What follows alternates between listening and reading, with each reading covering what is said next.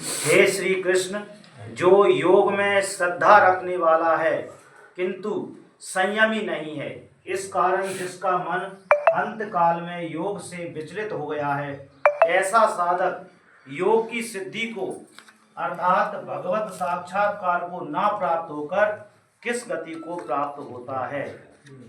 ये हम सब की स्थिति है। भगवान कह रहे हैं अपने जैसी स्थिति कि हम सब की लगन तो है लेकिन पूरी तरह संयमी नहीं हो पा रहा है, पूरी तरह उसमें निष्ठा नहीं आ पा रही, कभी आ जाती कभी शिथिलता आ जाती। तो हम जैसे व्यक्तियों के लिए अर्जुन ने प्रश्न पूछा है, तब उसका भगवान क्या जवाब दे रहे हैं। कच्चिन्नो भय विभ्रष्ट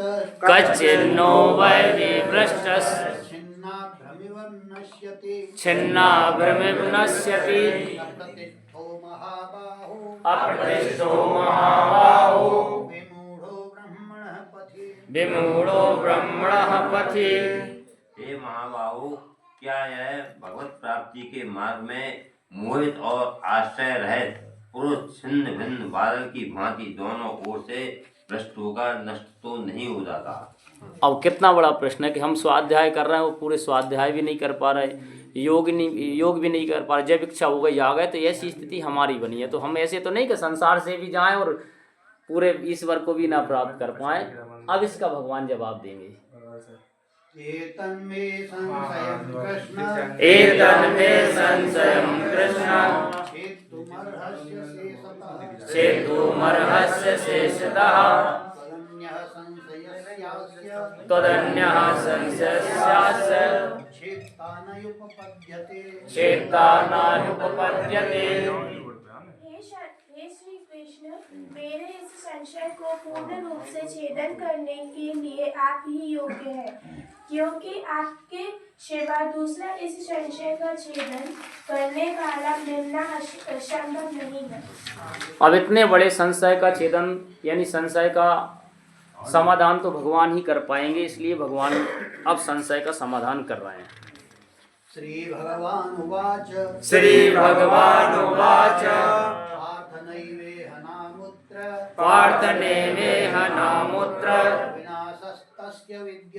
विनाशस्य तस्य विद्यते नहि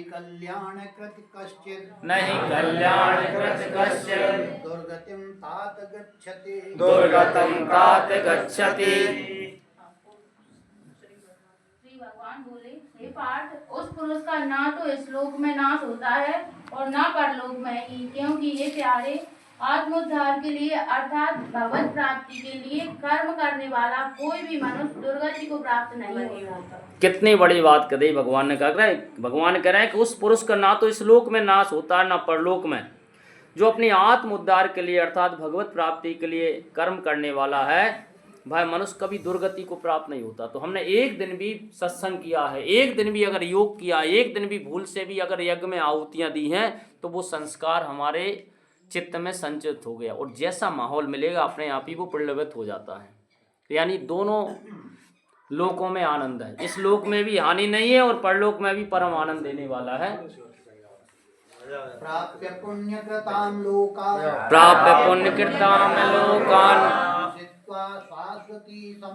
उषित्वा शाश्वती समः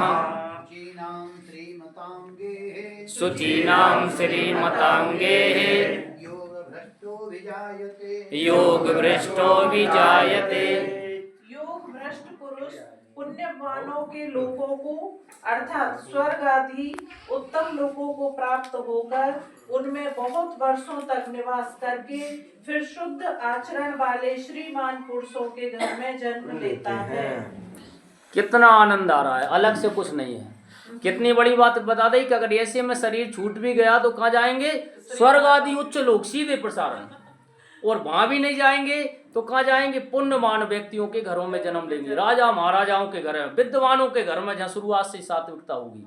अगर और इससे भी ज्यादा अच्छी तगड़ी भक्ति हो गई तो फिर कहाँ जाएंगे, अब अगले श्लोक में भगवान कह रहे हैं। यानी दोनों हाथों में लड्डू लगे रहें, जे घरों में जन्म लेवे तो नहीं है बताओ। हाँ, ये भी पुण्य का कितना बड़ा सौभाग्य है। ऐसे घरों में फिर से माहौल बन गया, यानी पूर्व जन्म का कुछ ना कुछ है, तभी तो भगवान की कृपा से कितना बड़ा है। देखो ऐसे ऐसे मस्त व्यक्ति। और आगे भी तो कह रहे हैं कि जन्म लेना ही ना पड़े, फिर भी तो कह रहे हैं हो रहा है अब अगला पैर कि लेना ही ना पड़े कोई से में